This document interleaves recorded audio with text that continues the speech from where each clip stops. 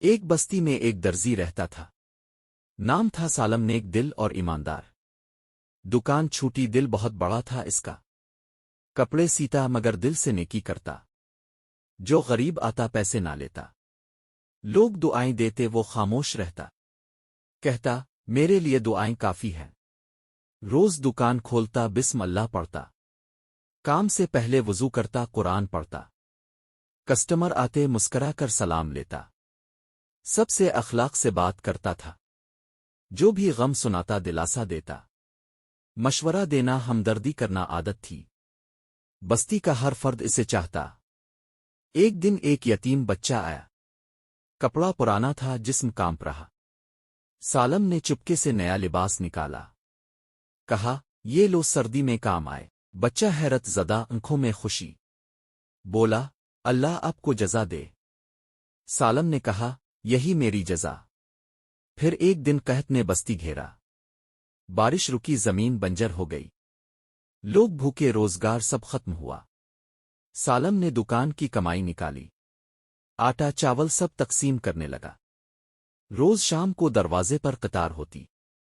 سالم سب کو دیتا، خود کم کھاتا۔ گھر میں صرف ایک روٹی رہتی، وہ بھی ماں کو دے دیتا تھا۔ ماں دعائیں دیتی، آنکھوں میں آنسو۔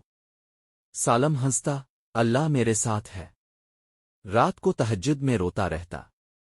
کہتا اللہ بس اپنے بندے سنبھال، میرے وسیلے سے کسی کا بھلا ہو۔ پھر ایک دن سخت بخار چڑھا۔ کئی دن بستر سے نہ اٹھا۔ دکان بند، کمائی رک چکی تھی۔ پڑوسی کھانا دے جاتے، حالات نازک، مگر زبان پر شکر کا کلمہ۔ الحمدللہ، ہر حال میں یہی کہتا۔ ماں بھی بیمار، دوا میسر نہ تھی۔ ایک مسافر شہر سے بستی آیا۔ وہ تاجر تھا، خیر کا طالب تھا۔ سالم کے بارے میں سن کر پہنچا۔ گھر جا کر احوال پوچھنے لگا۔ سالم نحیف مگر چہرہ روشن تھا۔ تاجر حیران ہوا، دل متاثر ہوا۔ کہا ایسا شخص میں نے کبھی نہ دیکھا۔ میں دولت سے مالا مال ضرور ہوں، مگر دل کی دولت تمہارے پاس۔ میری دکان سنبھالو، ساتھ شہر چلو۔ سالم نے پہلے انکار کر دیا۔ کہا میں ماں کو چھوڑ نہیں سکتا۔ تاجر بولا ماں بھی ساتھ چلے، میں ان کے علاج کا بندوبست کروں۔